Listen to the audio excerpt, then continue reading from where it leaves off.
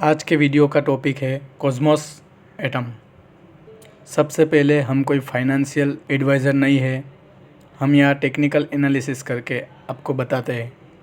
अगर आप क्रिप्टो में इन्वेस्ट करना चाहते हैं तो हमारे वीडियो देखने के बाद खुद अपना एनालिसिस या स्टडी करें और हो सके तो उतना ही पैसा इन्वेस्ट करें जितना आप खो दें तो आपको डेली बेसिस पे कोई प्रॉब्लम्स ना हो। और लोन लेके इन्वेस्टमेंट गलती से भी ना करें, आप बड़े प्रॉब्लम्स में फंस सकते हैं। चलिए अब बात करते हैं आज के वीडियो के बारे में। आज के वीडियो में हम देखेंगे कॉस्मोस एटम क्या है, वो कैसे वर्क करता है और हमें एटम कॉइन्स परचेस करना चाहिए या नहीं।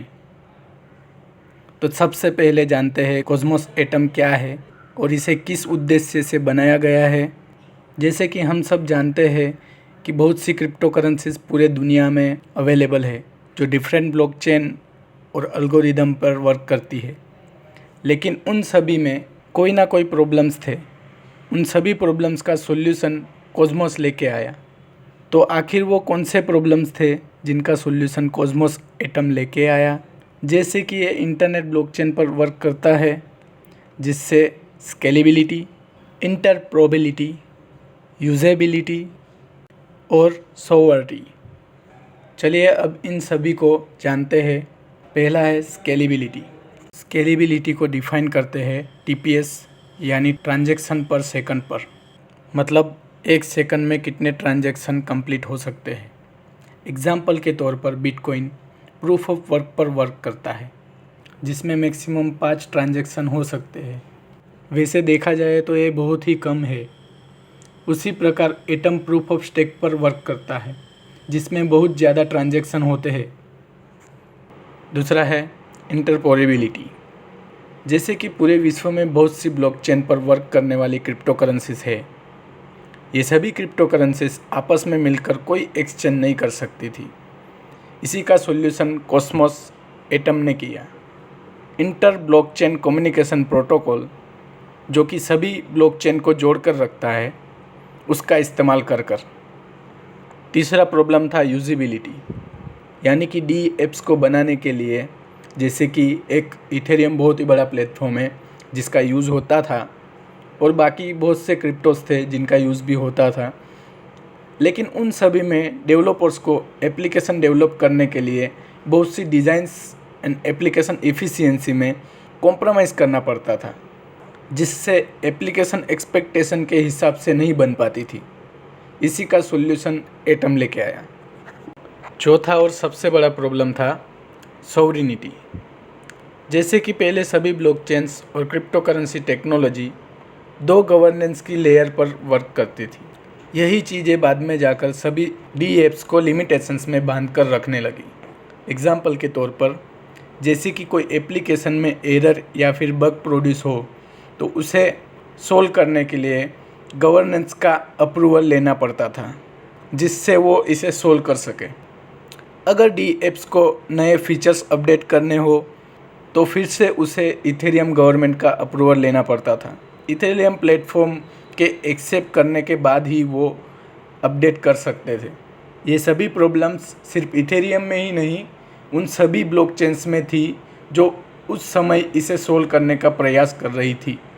जैसे कि प्रॉब्लम्स के बारे में अब हमें पता चल गया। अब जानते हैं इसे कॉस्मोस एटम ने कैसे सोल्व किया और ऐसी कौन सी टेक्नोलॉजी पर कॉस्मोस एटम वर्क करता है।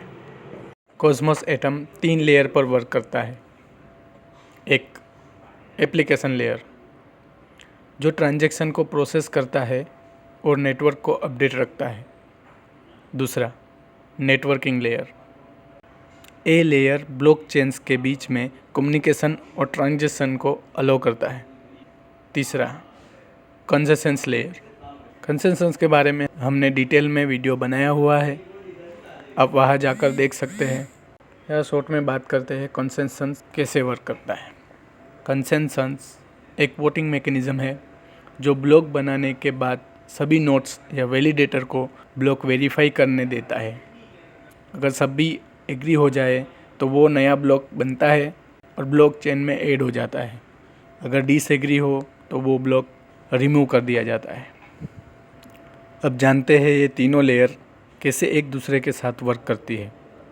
जैसे कि ये सभी लेयर्स को एक साथ बांधे रखने के लिए और डेवलपर्स को ब्लॉकचेन एप्लीकेशन बनाने को अलो करने के लिए कॉस्मोस एटम कुछ ओपन टूल्स प्रोवाइड करता है।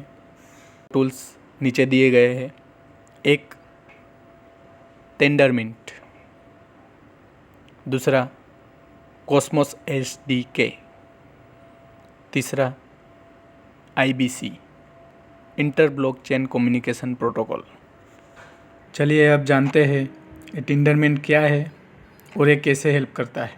जैसे कि डेवलपर को कोई ब्लॉकचेन बनानी हो तो उसे 3 लेयर्स का यूज़ करना होगा: नेटवर्किंग, कंसेंसस और एप्लीकेशन।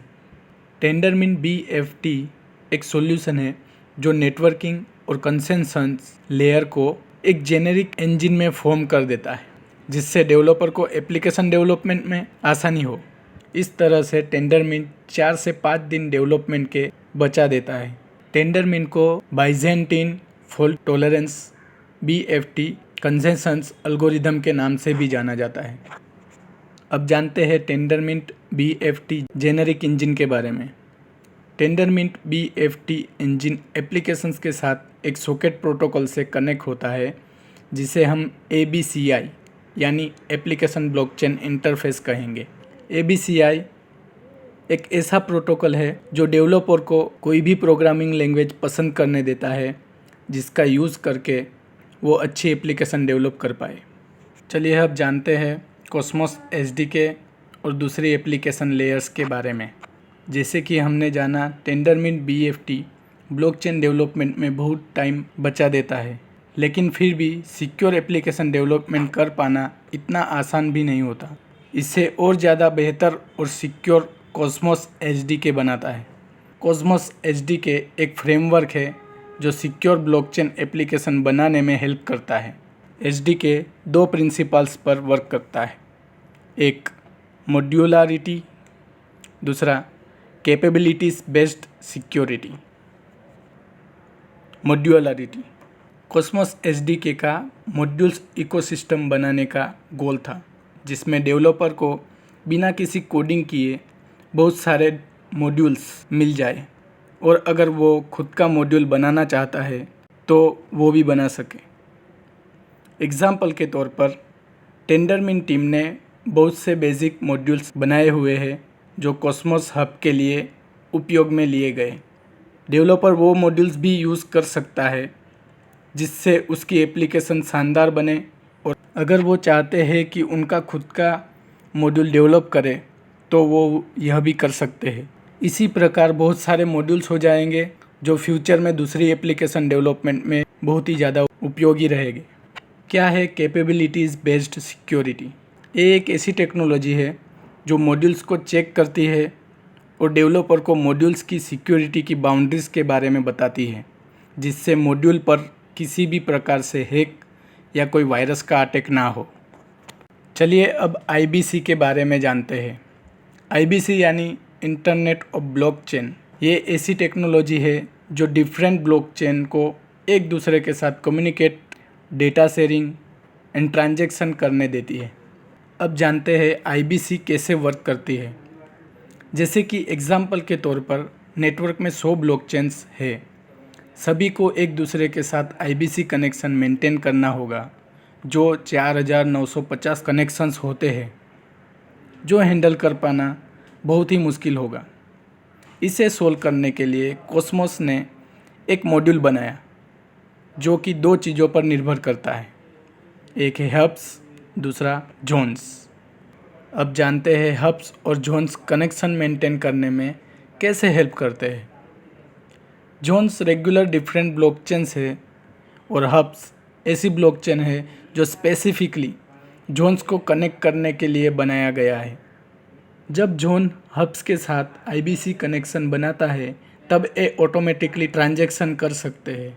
कॉस्मोस नेटवर्क में पहला हब लॉन्च हुआ जिसे कॉस्मोस हब कहते हैं, और ये public hub proof of stake blockchain पर वर्क करता है, जिसका एक टोकन है जिसे एटम कहते हैं। और इसी प्रकार ट्रांजैक्शन सिर्फ एटम टोकन का इस्तेमाल करके नहीं बल्कि किसी भी टोकन का इस्तेमाल करके हो सकते हैं। कॉस्मोस प्रोजेक्ट समझने में बहुत ही कॉम्प्लेक्स है। एक बार फिर से ओवरव्यू कर लेते हैं जिससे आपको अच्छे से ध्यान में आ जाए। मैं 3 स्टेप में बता देता हूँ। पहला स्टेप, कॉस्मोस ब्लॉकचेन्स को और ज़्यादा पावरफुल बनाता है और डेवलपमेंट करने में इजी बनाता है। टिंडरमिंट BFT और कॉस्मोस SDK मॉड्यूलरिटी का यूज़ करके। दूसरा, कॉस्मोस IBC और पेग जोन्स यानी प्रूफ ऑफ स्टेक पर वर्क करने वाली ब्लॉकचेन को भी एक दूसरे के साथ ट्रांजैक्शन करने लायक बनाता है। तीसरा, कॉस्मोस स्केलेबिलिटी यानी TPS ट्रांजैक्शन पर सेकंड को बहुत ही ज़्यादा बढ़ा देता है, जिससे लाखों यूज़र्स किसी भी ब्लॉकचेन के साथ एक ही समय पर ट्रांजैक्शन कर सकते हैं। अब बात करते हैं हमें कॉस्मोस एटम कॉइन को परचेस करना चाहिए या नहीं। जैसे कि इसका मार्केट कैप $2,44,77,75,672 है। इसका सर्कुलेटिंग सप्लाई 21,86,11,922 एटम कॉइन्स है।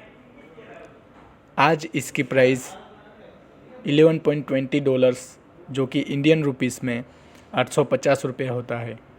सब एनालिसिस करने के बाद ये पता चलता है कि एटम लंबी पारी खेलने वाला है।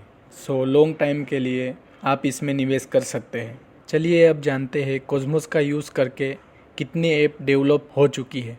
तो जैसे कि कुल मिलाकर अभी तक 248 ऐप्स डेवलप हो चुकी है, जिसमें से कुछ फेमस ऐप्स है Crypto.com, कावा, इथरमिंट, कॉइनस्वैप और Binance smart chain. Crypto currency के बारे में और डिटेल में जानने के लिए और कौन सी क्रिप्टो करेंसी परचेस करनी चाहिए एंड वो आपको कितने समय में कितना रिटर्न दे सकती है, वो सभी चीज़ें जानने के लिए हमारे वीडियो को लाइक करें। अगर आपको किसी क्रिप्टो के बारे में पूछना हो, क्वेरी हो, तो कमेंट बॉक्स में कमेंट कीजिए, मैं उसके बारे में वीडियो बना दूंगा। और गाइस, लास्ट में चैनल को सब्सक्राइब कर दो और बेल आइकन को दबा दो, ताकि जैसे ही मैं कोई वीडियो अपलोड करूं आपको तुरंत ही नोटिफिकेशन मिल जाए। Thank you guys.